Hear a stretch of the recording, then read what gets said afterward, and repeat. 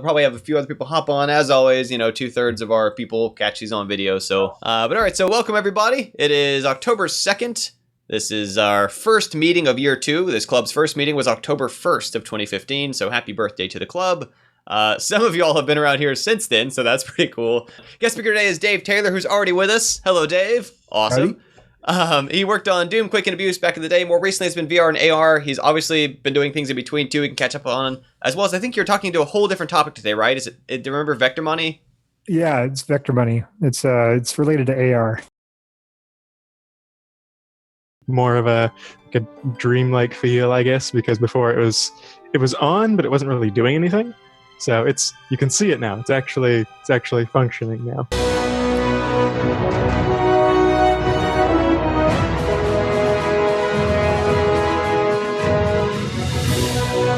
Kind of roughly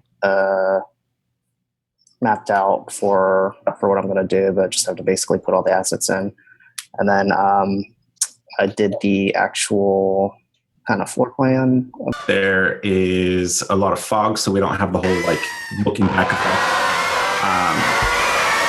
And we have... You might need to wait for the screams to stop before we can hear you. And yeah, just to say for folks, I mean, obviously playtesting matters for every game, but I think especially for games like this where there's so much going on, it can make a huge difference in terms of helping them balance what's enough to be engaging, but not so much that it feels unfair to someone who's new to it. Yeah, I'm seeing right now the triple laser, which I made 5 of them, is a bit too strong. Office hours will be on the Slack pretty soon. If you want to have a new pitch, whether it's 2D or 3D, pretty soon, by pretty soon I mean next week, Little 2-Bit's going to be wrapping up. We have speaker Dave Taylor, and you can see everybody's very excited about that. Literally rock and roll concert level excitement. And then also, we'll just go knock out this last slide so we don't have to go back to it. But next time, maybe a new pitch? Somebody, let me know if you're interested in being involved in that. We'll figure it out. That'll be Sunday, October 9th. But for now, I'll hand off to Dave. First, it's World War II over here. Sorry about that. I'm near a private airport, and on weekends, people like to fly their strange things. Are you guys, let me see here. All right, this talk's called Vector Money, and it'll be presented in VI. Background on me, been a coder, producer, designer, agent, teacher, worked on a bunch of games. The ones listed there are the ones I'm proud of. I've worked on a bunch of garbage too. More recently, about 5 years ago, I sort of hung up my producer hat to some degree and went back to coding to kind of wipe off the layer of business slime. And I've been mostly working in VR, AR since. I sit on a lot of advisory boards. I'm a vegan and I'm a participant in the Anthropocene, and that's sort of part of what's salient to my talk because I am not compensated with scalar money commerce for either of my actions in those things. I'm going to skip to the good stuff for the teaser real quick. Vector money is actually a misnomer. There's no such thing because you can't really transfer it very easily. You can log it, but it was the easiest way to sort of make it stick. It's actually the end of money as we know it, which I call scalar money commerce.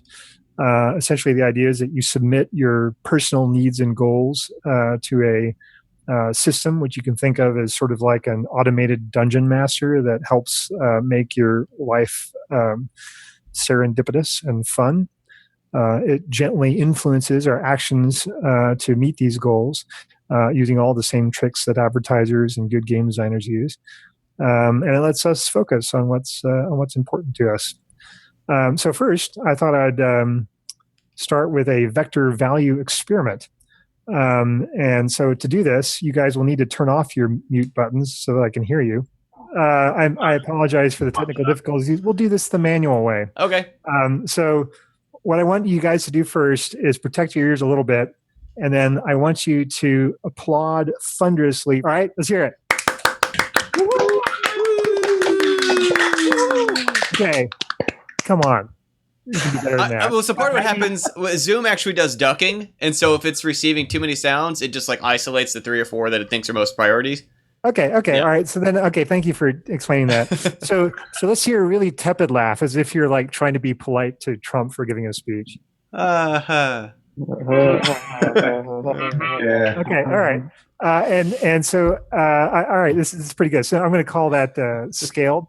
Now, I'd like to hear your applause for the educational value of Gamkedo.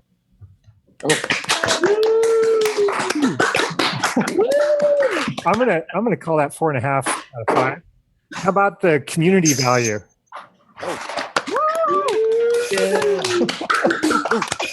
I think someone needs to wake you guys up. I'm going to call that 4 out of 5. All right, now how about the guest speakers?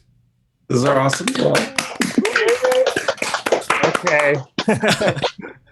The educational value sounds the best. I think what we're really tracking is we're running out of steam on applause. Yeah. All right, pop some sugar or something. Drink some caffeine. How about the carbon footprint? What do we think of the carbon footprint? Wait, hold on. Now, would this mean that high applause would mean we have too much carbon footprint, or high applause would reward that we have such low carbon footprint? Great question. So the high applause would mean that the carbon footprint is very expensive.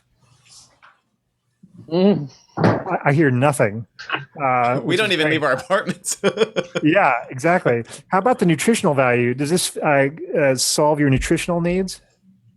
Oh, okay. Not too good. I'm swimming. Exercise value? You guys getting much exercise? Conceptual exercises. Yeah. Fine. We're going to call that 1 out of 5. All right. Exercise my fingers. So now, how much money did you guys pay Chris for the honor of being a part of this? Well, we have some different price tiers. Anywhere from 29 to 59 is the answer for that. So you have paid. Yes. Yeah. Okay. So what is it? Is it per session or is it Per month? It's a monthly subscription model. Okay, so it's $30 a month, or So 30 is sort of one plan. 59 is the one that involves sort of more like office hours and other kind of more full program level support. 30 to 60. 30 a month, something like that, right? Okay, so average maybe 45ish if you were looking for like the average between the two plans that people use. We'll call it 45-ish. Okay, so what we're seeing here is that that this rather complex value representation of Gamkedo has been reduced to this scalar value. Now, 45 bucks can get you this, and obviously an incredible educational and communal value, and some value of the talks. It's great on carbon footprint. It's not going to feed you, but you could also take that $45 a month and you could buy yourself 5 Happy Meals and get yourself started towards some diabetes, or you could buy some immunizations, some life-saving immunizations from some people. And keep them alive for years and years.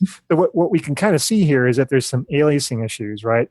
The actual value of Gamkedo is extremely complex. What we've done is we've taken measurement of it using this informal method. It's not super accurate, but it's actually not bad. I could tell that I was exercising you because you guys were running out of steam clapping. So there was actually a little bit of exercise value. You burned some calories there. But it's complex, right? But it gets boiled down to this simple numerical value. And it turns out this is the problem's problem.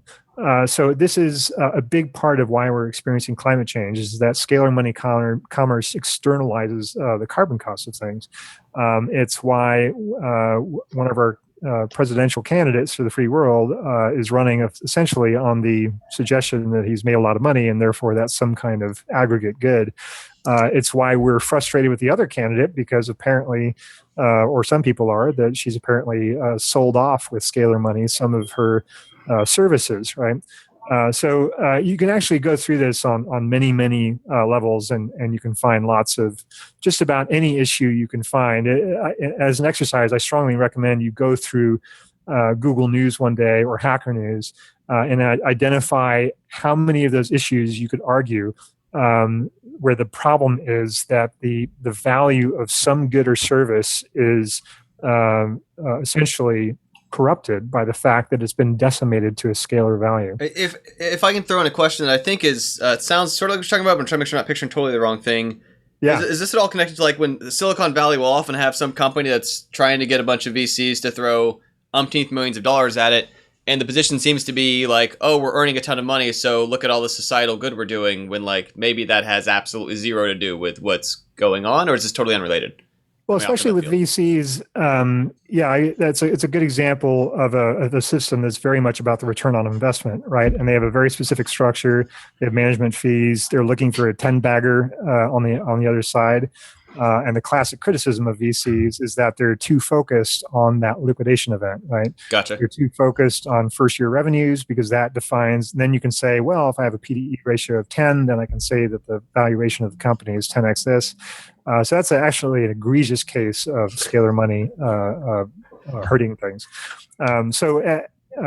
Basically, I'm describing money as a scalar representation of value. The true value of something is infinitely complex, but you can represent that value with a very long vector, and it's still going to be a lot more accurate than a single scalar, right? An example of a valuation is your net worth as a scalar. Unfortunately, in America in particular, this is sort of considered our high score here. If your net worth is high, you're an extremely eligible bachelor. If it's very low, your life might be in danger because you might have trouble affording healthcare. Or you might, not be able to afford your rent. You might not be able to afford food, right?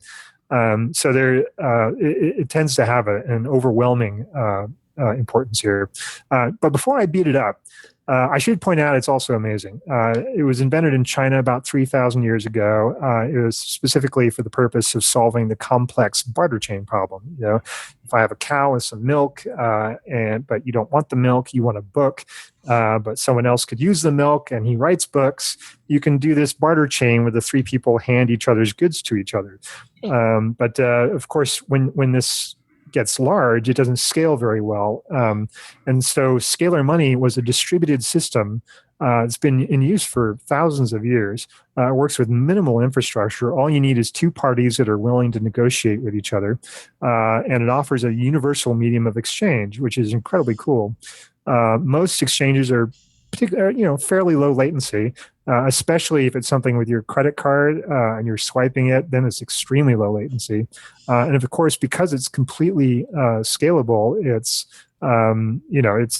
completely distributed. It's extremely scalable. It's an embarrassingly parallel problem.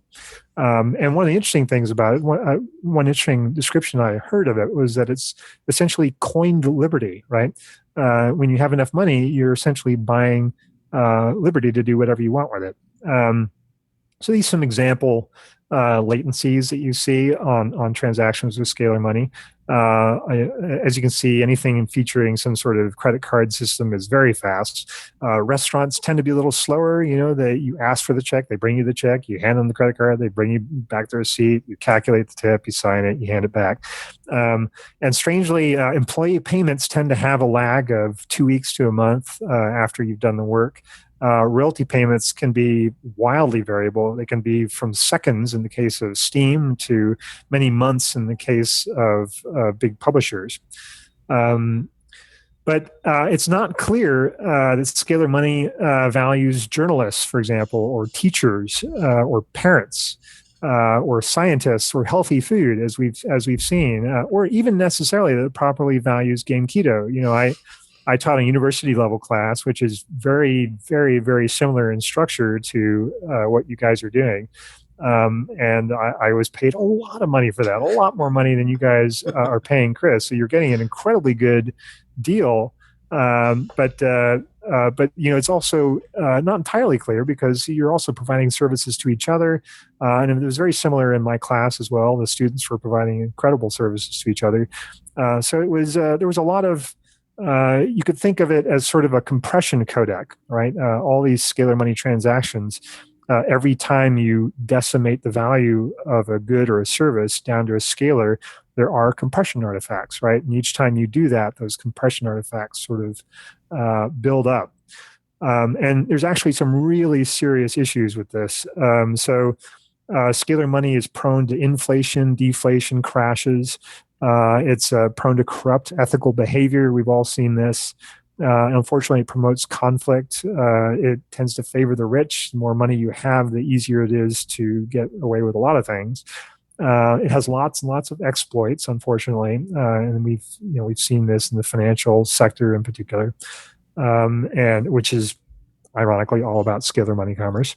And it can trap the poor in wage slavery. And probably the worst thing is that it causes climate change. And the reason I say Hitler sucked there is that Hitler was not well liked for gassing 6 million Jews, and quite rightly so. And we are not going to be remembered very kindly in the books of history for having gassed the entire planet of 7 billion. And being largely responsible for the Anthropocene, which has been seen the die-off of over 20% of the world's species so far, just since we started essentially industrializing. And that is a side effect largely of scalar money commerce, because we do not track the costs, the environmental costs of the things we do. So it's a really important problem. As sort of a demonstration of kind of the compression artifact issues you see, this is a picture. We know what this is. It's the shadow of a person. He's wearing shorts and sneakers. He's standing on grass, and it's projecting a shadow. You could probably calculate the angle of the sun if you wanted to from this. You can think of scalar money commerce as taking this original image and decimating it, just like you would with a JPEG. And each time you decimate it, it gets fuzzier and fuzzier until you don't know really what you're looking at. This might be the rooftop of a house with some giant genie emerging from it, right? With a strange background. It's become quite unclear. And this is exactly the sort of thing that happens when you buy a Happy Meal. You don't see what you're doing environmentally due to the beef production. You don't see what you're doing to your body and to conditioning your children's minds to associate these bright primary colors that McDonald's associates with the Happy Meal, so that you grow up having this happy affinity with the restaurant. You through those compression artifacts, you create a lot of serious societal issues. And the other problem is that it invites flawed comparison. So one of the reasons that at your workplace you're not encouraged to share your salary or your bonuses is because when you are using scalar money, it's trivial to project the value of someone, by way of their services, down to a line on which everything's trivially comparable. And so that gets people upset. And there are lots of studies that show that scalar money upsets people when you introduce it into any situation. This is why when we grow up in our families, when mom serves us breakfast, she doesn't charge us $10. And if we don't like breakfast, we don't say to mom, I can get a competitive breakfast down the street for 50% off, and she's offering 20% more love. And it's why at the workplace we don't say, "Hey, for a limited time only, I'll fix your bug for with a $20 discount," and we don't put ads up in the halls, right? Because it's quite distracting. In fact, we work quite hard to push that outside of the family unit and push it outside of companies. They're extremely the way we work around the shortcomings of scalar money is through regulation and laws that prevent us from abusing it, right? The problem with this, of course, is that most of these laws are structured punitively. So there are not a lot of laws on the books that say you will be rewarded for doing this good deed for something. Mostly it's structured for saying this is, what you should not do and what you'll be fined and how long you'll be jailed if you do it. And some of these laws get enforced, most of them don't.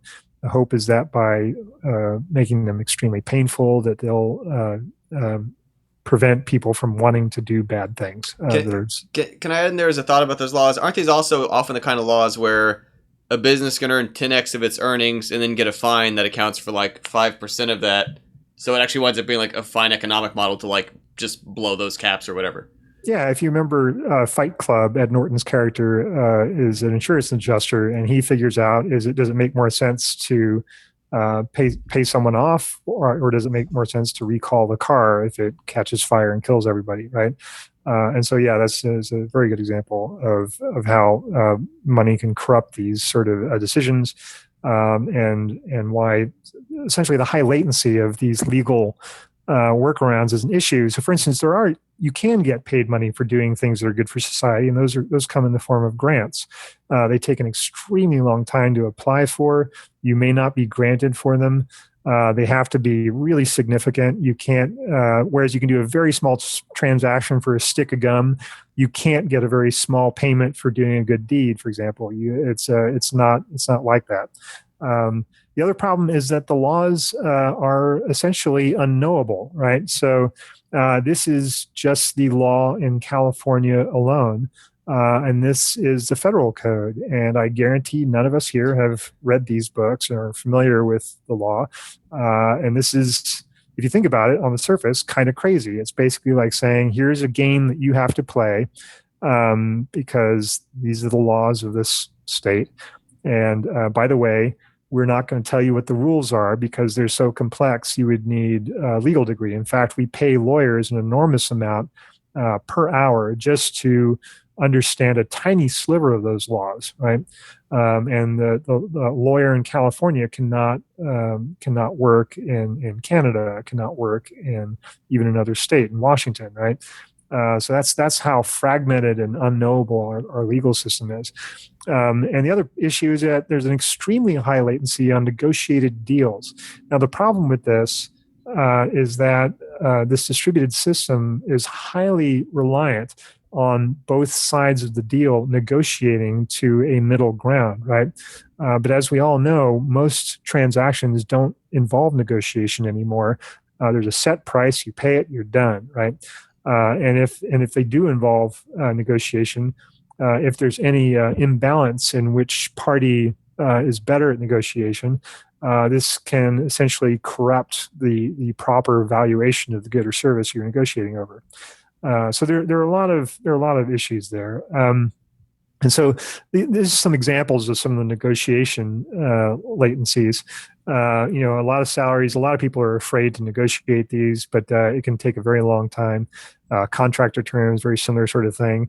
A garage sale or a community market, that tends to be quite a bit faster. Company contracts, they can take famously months or even years. International agreements, of course, can take years or decades, as we've seen with, unfortunately, with some environmental protection treaties.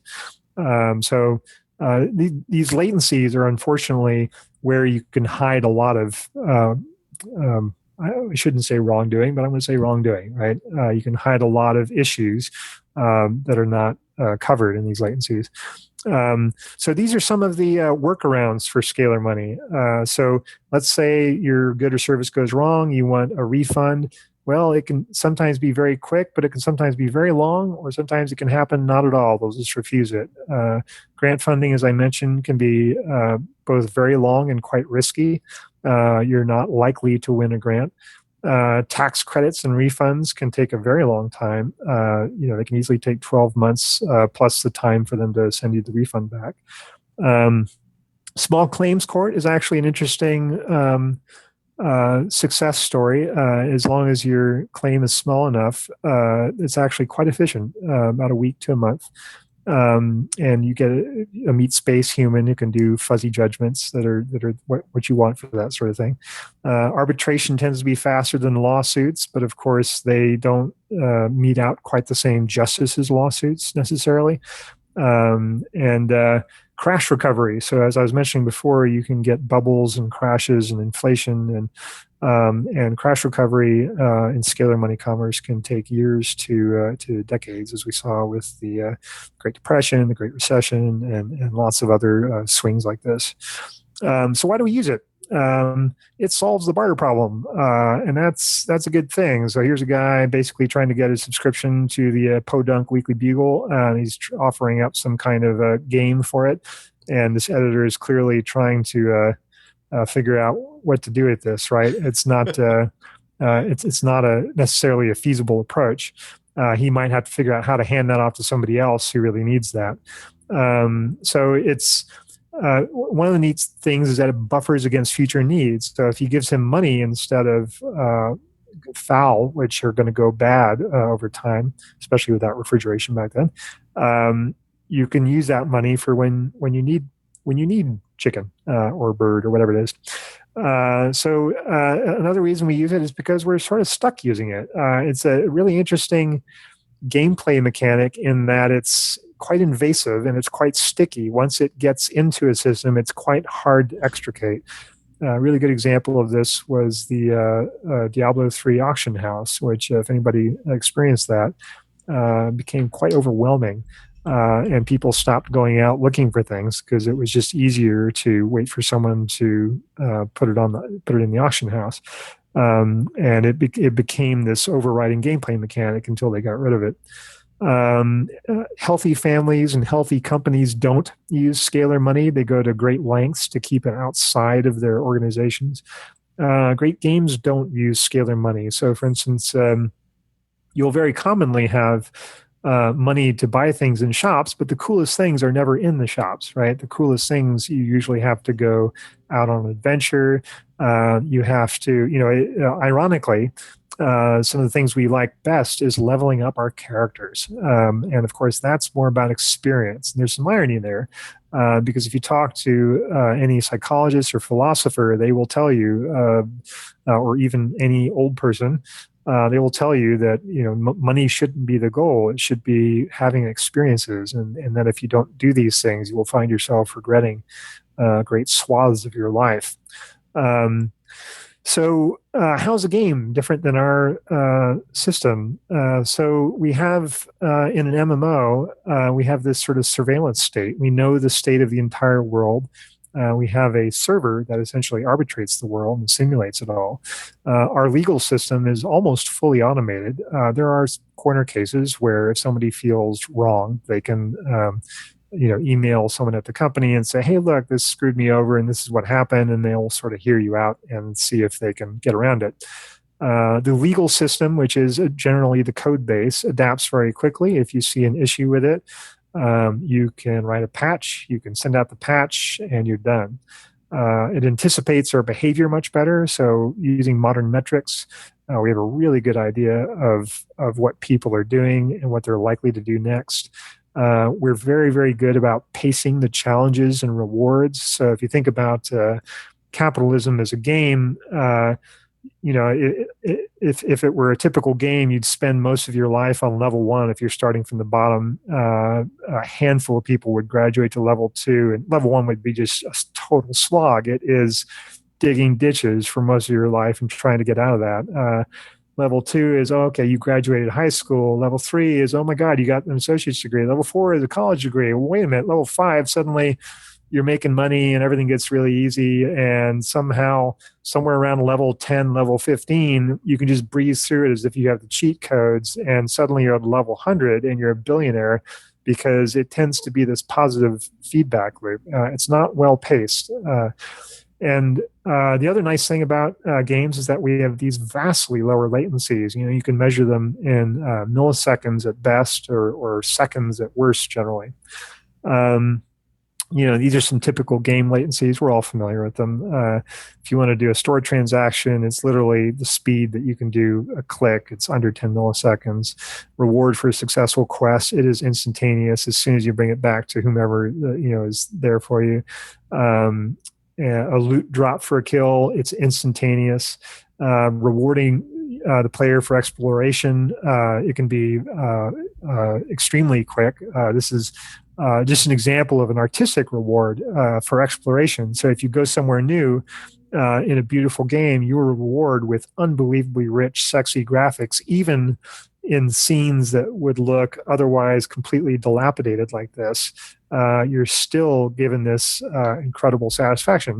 The trick being used in this picture is that we are extremely sensitive to the color green, and by creating that little offset, that little warm light at the door, it's very inviting. We want to enter through that door. It sort of pops out a little bit, and so we use these tricks to essentially get people to explore.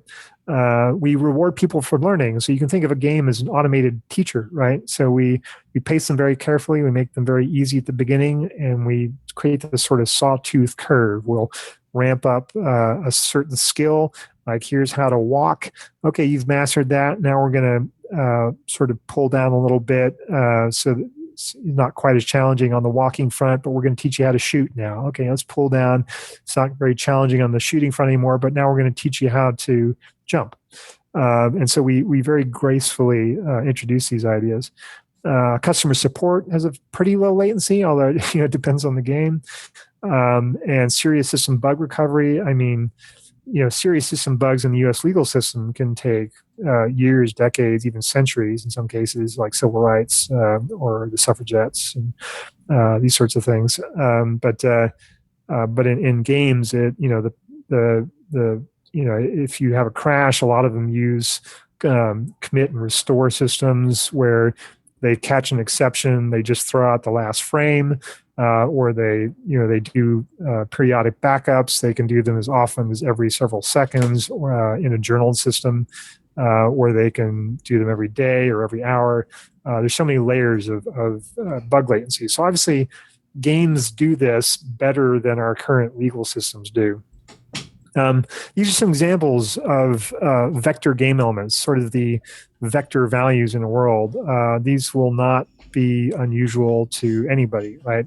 Some of them are floating point numbers. Some of them are themselves vectors, like your position and orientation. Some of them are integers. Some of them are Boolean values, right? They're all different types, but they essentially form a very long heterogeneous vector. And so here's an example from a game I worked on a long time ago, Doom, where we actually did a fairly, I think, I was responsible for these tally screens, actually, amongst other things. And I think we actually did a fairly weak job because, it counted up the number of kills, the number of items, the number of secrets you found, and it looked at the amount of time you spent, the par. But there could have been other interesting things there, like, to me, what's obviously missing is how conservative were you with the ammo? It's one thing if you kill everything, but it's quite another thing if you kill everything with your fists, right? And you can say, hey, I spent no ammo, and you've got that infinite divide by zero ratio of kills per ammo spent. So that was a big missed opportunity there. But even this is better than Scalar Money saying, you finish the entryway and here's $30, right? It's still a richer feedback mechanism. What happens in a vector transaction is the question, because it's very easy because we've grown up in it, it's very easy to understand what happens when scalar money changes hands. But when you've got these vector values, it's not as easy to understand, well, how did this change hands, right? Well, you should go back to thinking about an MMO server, right? So what typically happens is that you want to change one element in your vector state in exchange for other elements in your vector state. So an example might be, hey, I want to wear this kick-ass armor. Oh, but it requires an intelligence, and I'm not there on intelligence yet. Well, how do I get that up? Oh, okay, I get experience. Well, how do I get my experience up? Well, I need a higher level, which will get me. For the levels, I need experience. Well, how do I get experience? Well, I can go on adventures. I can make kills. I can solve quests. I can do training. So there's a lot of different ways to get from A to B. It's much more complex, and that's why I said that the idea of vector money is technically a misnomer. What we're really talking about is vector state, very carefully journaled vector state. Everything is automated and everything is logged. Like I said, it's essentially a surveillance state, but it's a surveillance state for the benefit of the players.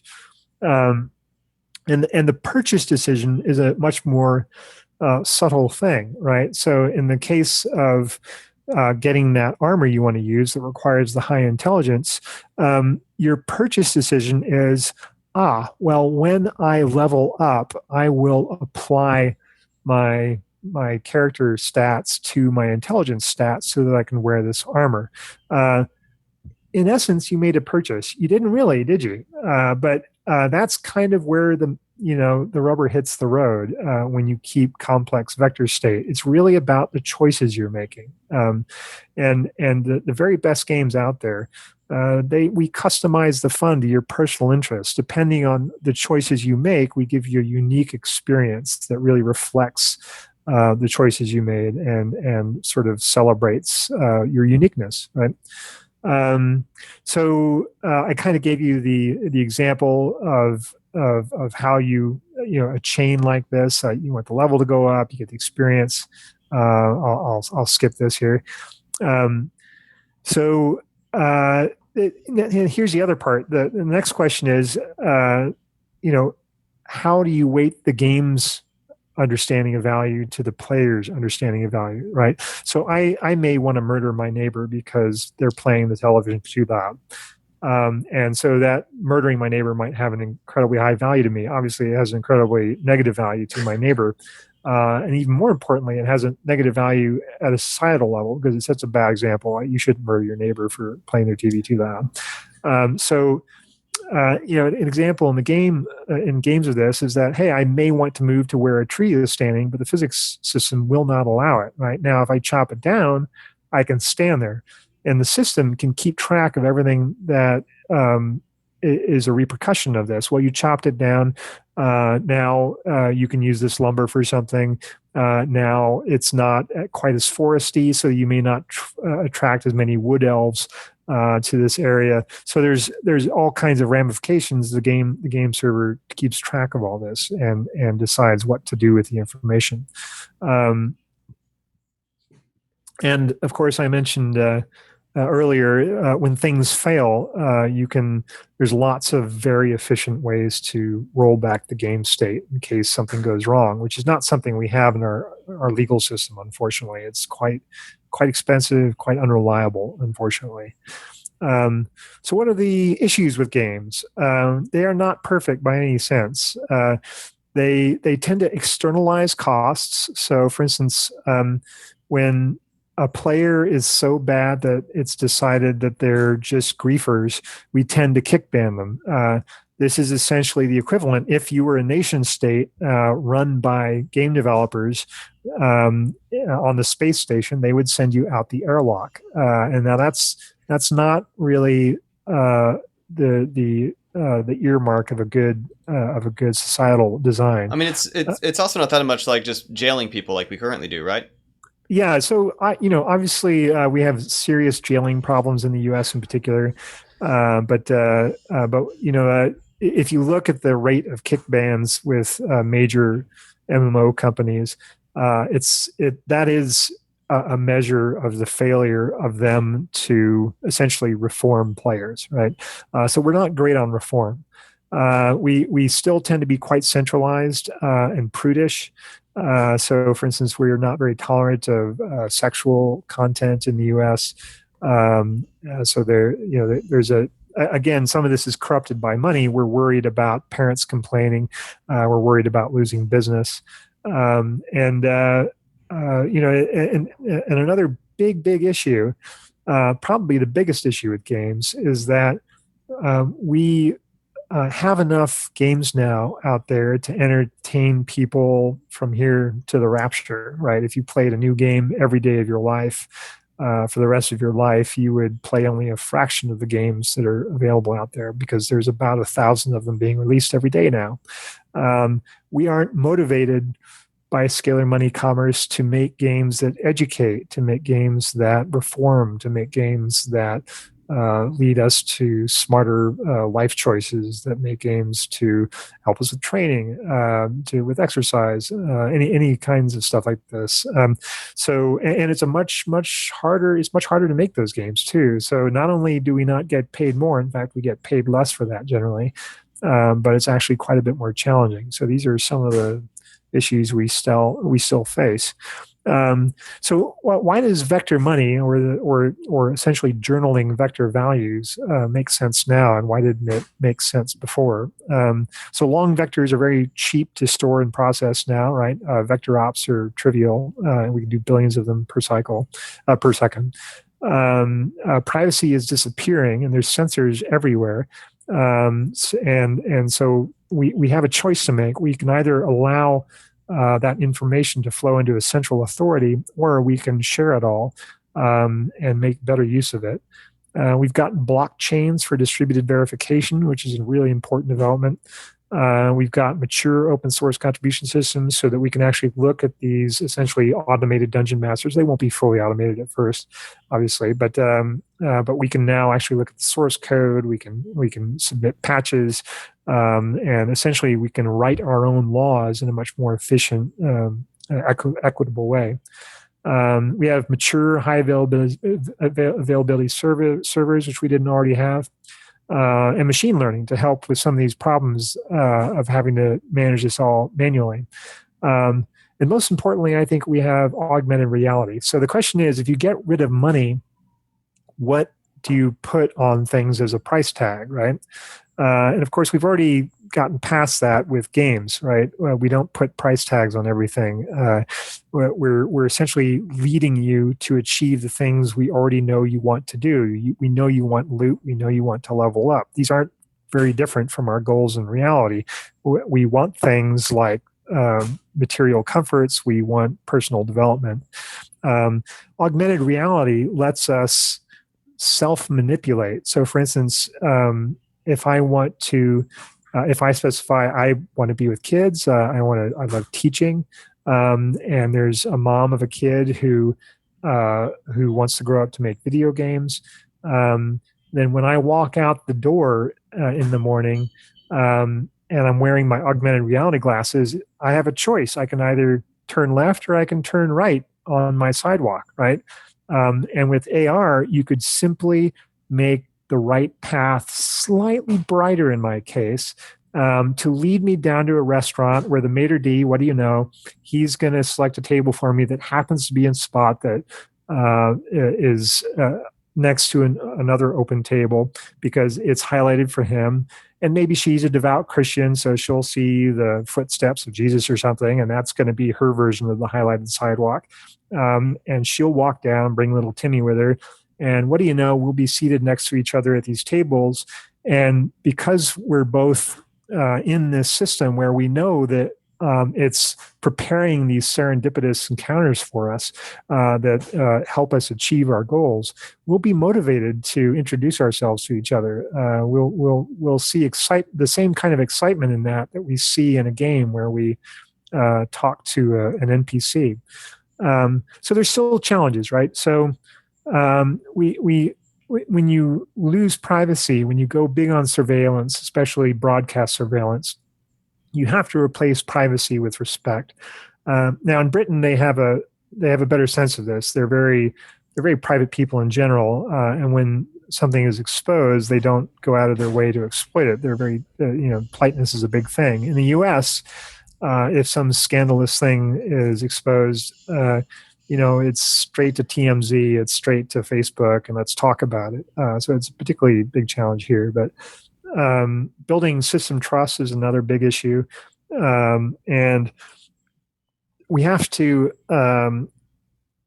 switch from thinking of knowledge as power to thinking of knowledge as responsibility, right? If you know something about someone, which you would, because we all know everything if we're heavily surveilled and all of that surveillance is available, you have to switch to understanding, this is what this person does and doesn't want done with this information. So if I choose to learn about what they're doing that I wouldn't otherwise know, I have to be responsible with that information, which is a very different mindset.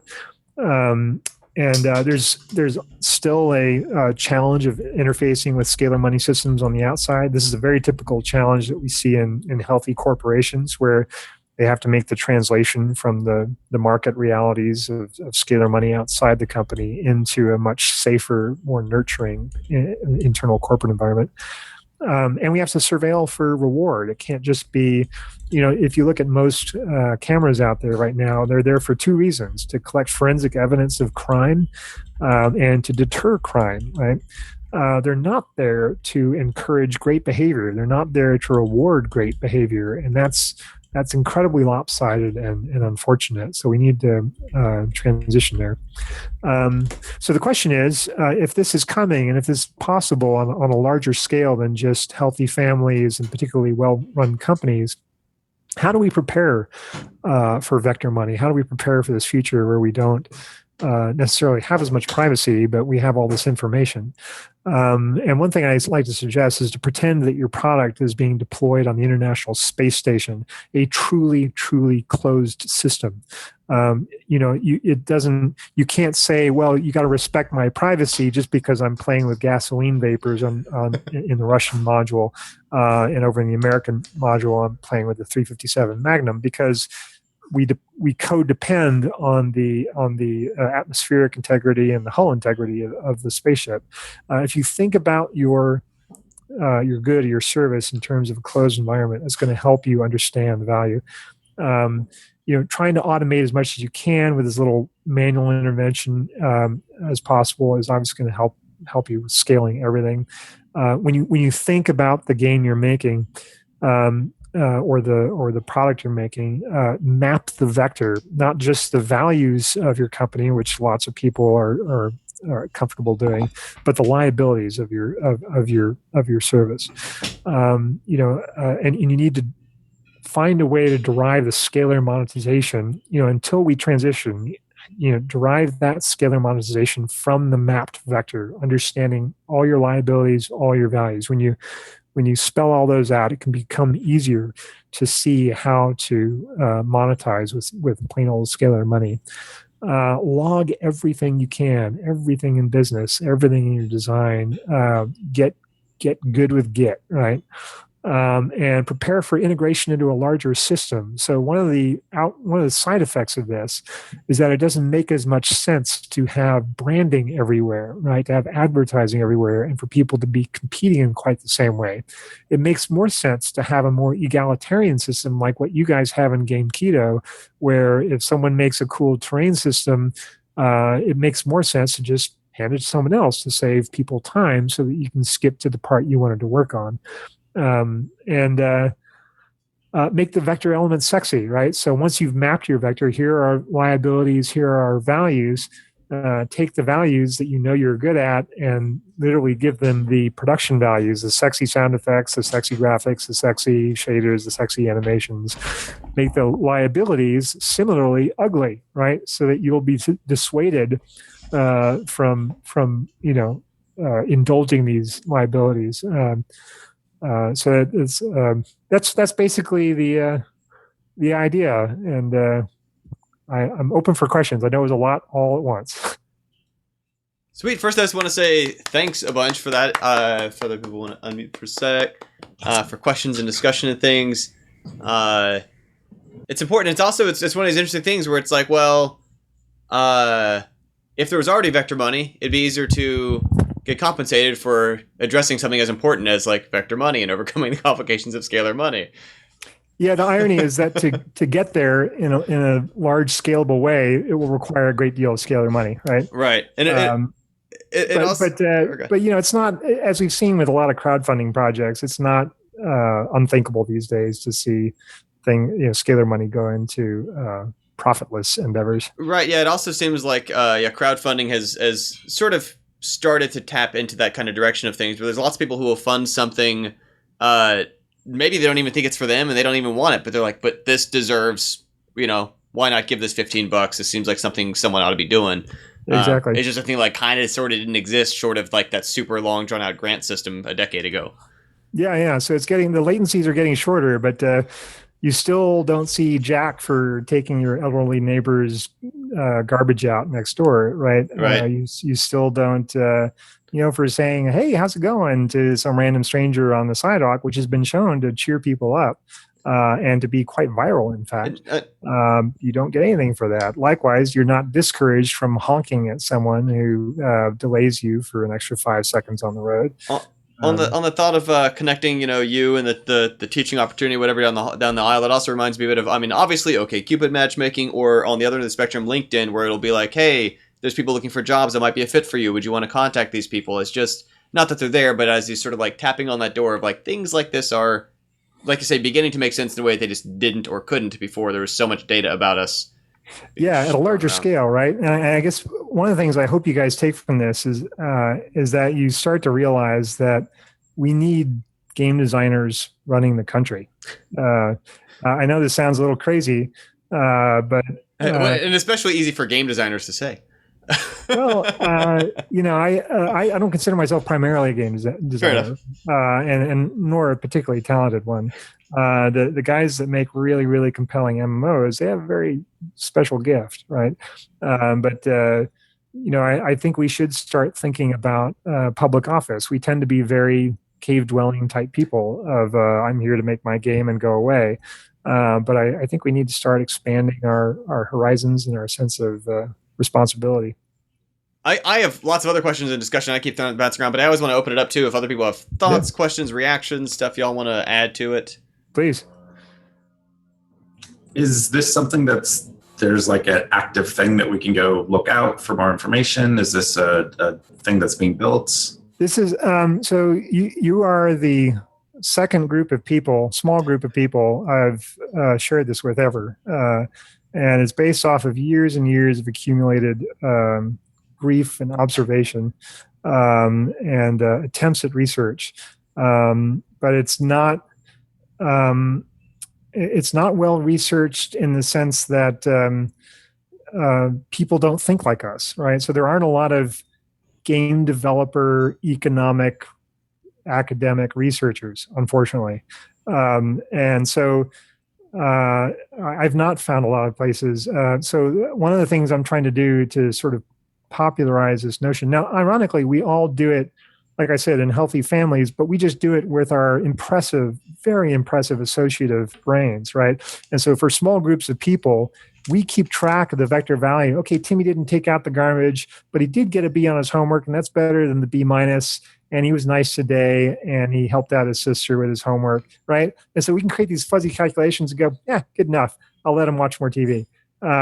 And you're done, right? But of course, this doesn't scale to companies of hundreds of people. It doesn't scale to cities of millions or countries of hundreds of millions. And so ironically, it's all around us. It's just it hasn't been formalized yet. I thought the interesting thing I was thinking of when you had some of the slides of, big companies don't always do this stuff or whatever.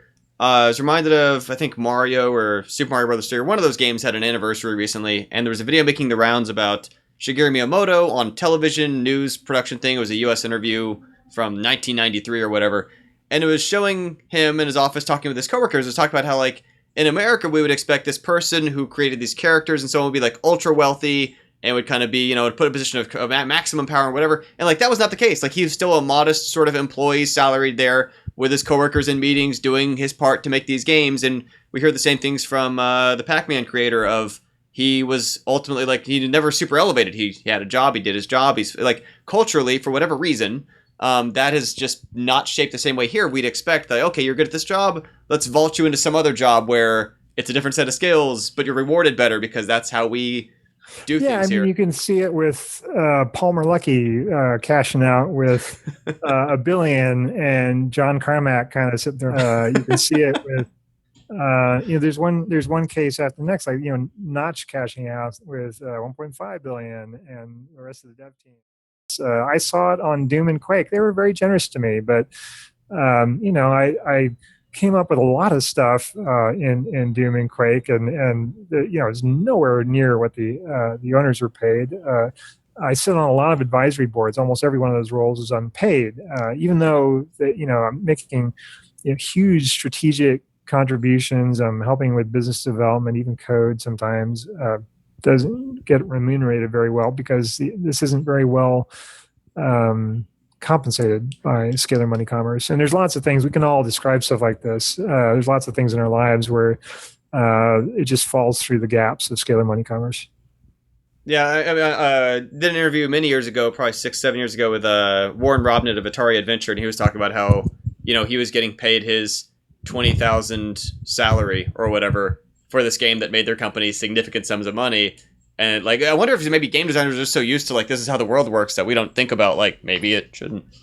I think that's part of it. I think we've grown up with this very, scalar money commerce has a very strong religion around it now, essentially.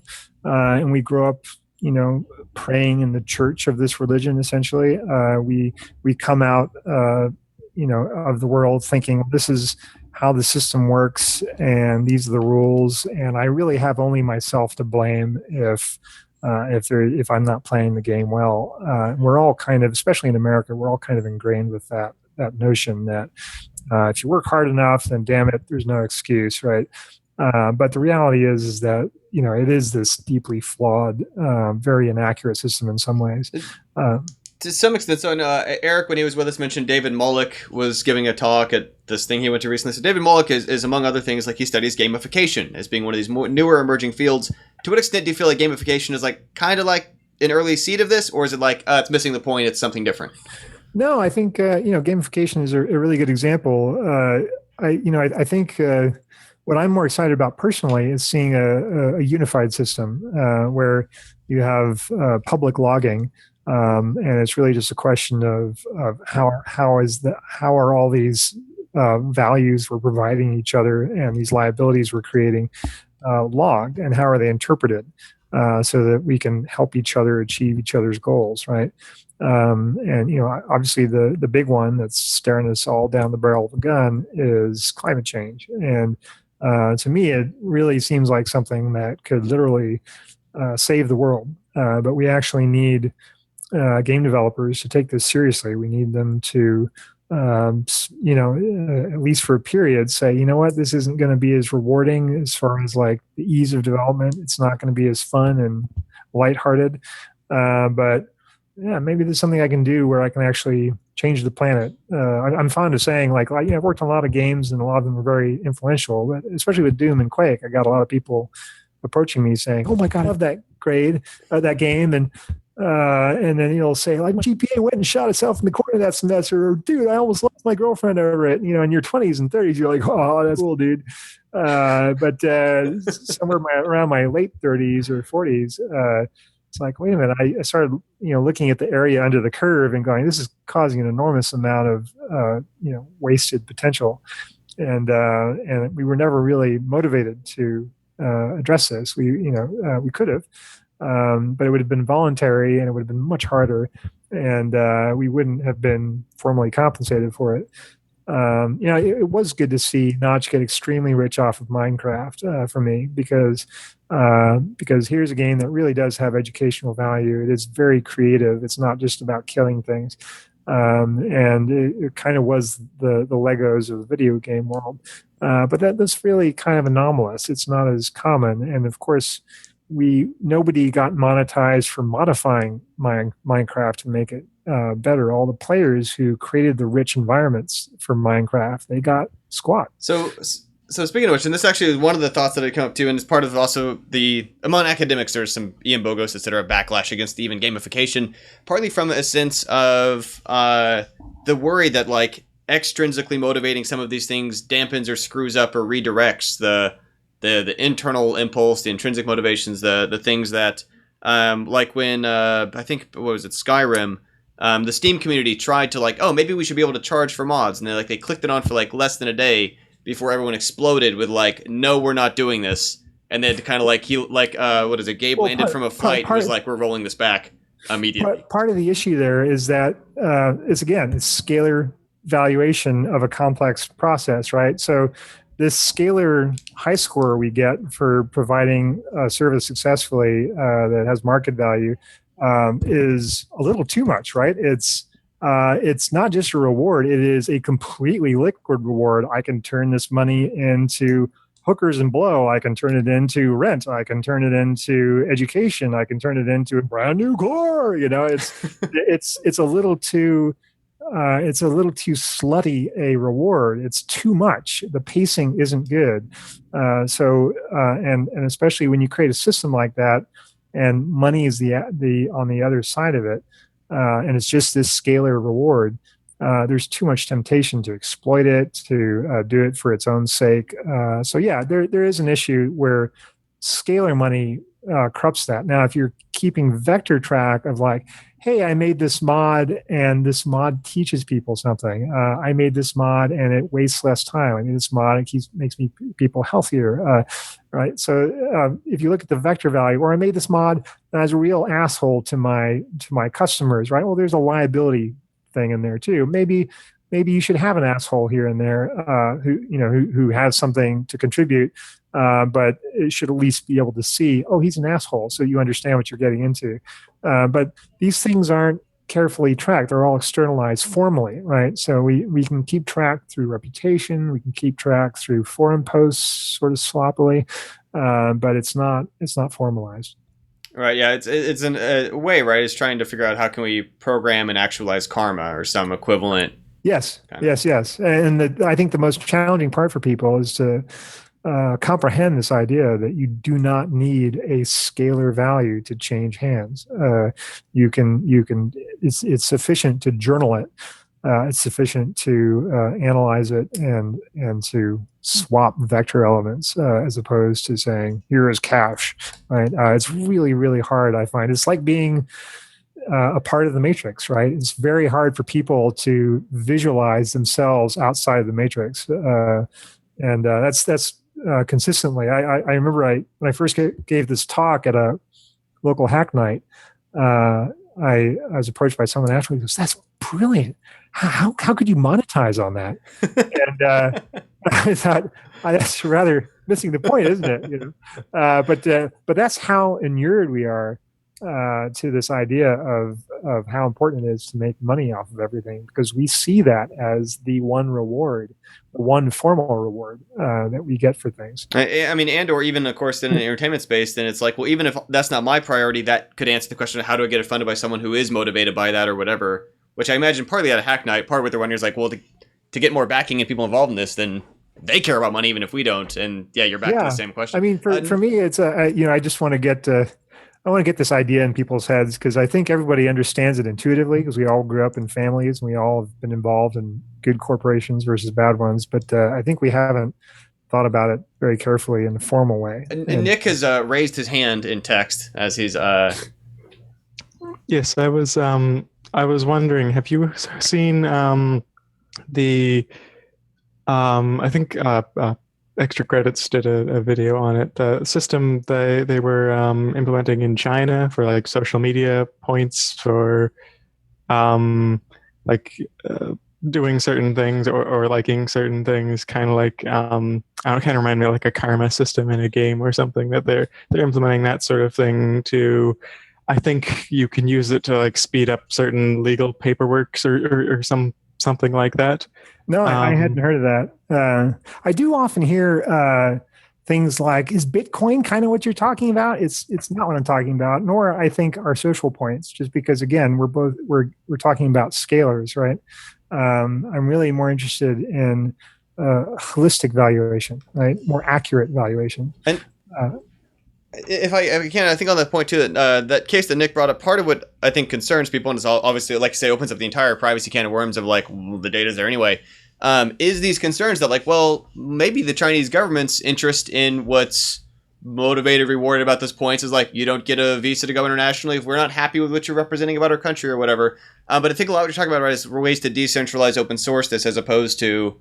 Yes. When you centralize it, you get this Orwellian state that everybody's afraid of, right? When you decentralize it, when you broadcast all the surveillance, I believe it's called surveillance technically, you get a very different dynamic, because now you can see what the people you've entrusted with arbitration are doing. And if they're doing something sneaky behind the scenes, well, it's no longer behind the scenes, right? Because that privacy is gone. So really what you have a choice is when you say, I'm going to go privacy versus not privacy. When you go big on privacy, you're saying I am making all my private things public to anybody with state-sponsored hackers or with hackers that are good enough to get it, and nobody else can have it, right? Right. But nobody thinks quite in those terms, right? Well, I think part of what was nice about you helped point out about it was that like this, it's the ecosystem we're in now, whether we want to or not. Like that data it's a different environment. That information's public, that's stored, it's there. Whether or not we are doing something with it, like the idea of someone might hack my data is like already real, regardless, or the government doing something that shouldn't already happening. The example I like to use is I would love cameras in my shower, for example. But if I had this, I would want those cameras to tell emergency services, hey, if I fall and I'm bleeding out in the shower, send an ambulance so that I don't die, right? And because obviously I'm unconscious and bleeding out and I can't tell anybody. I want those cameras to be looking at my body and say, hey, look, you've got a bump here. It might be tumorous. Let's send you to the dermatologist. Let's send you to the oncologist and take a look at that. If they're looking at me naked in the shower because, oh my God, that's, sexy time, right? Well, then go with God. But please don't show that footage to my friends or family, right? Or me. I don't want it. So we need a way to express these desires of not like, hey, I want privacy for privacy's sake, but I want respect.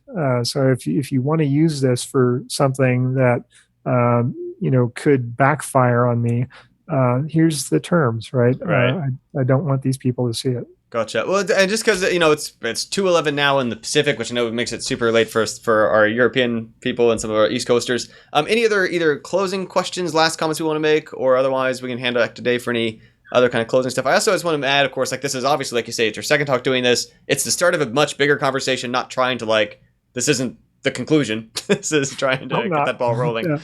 But yeah, any other last minute question, comment, someone had in their mind?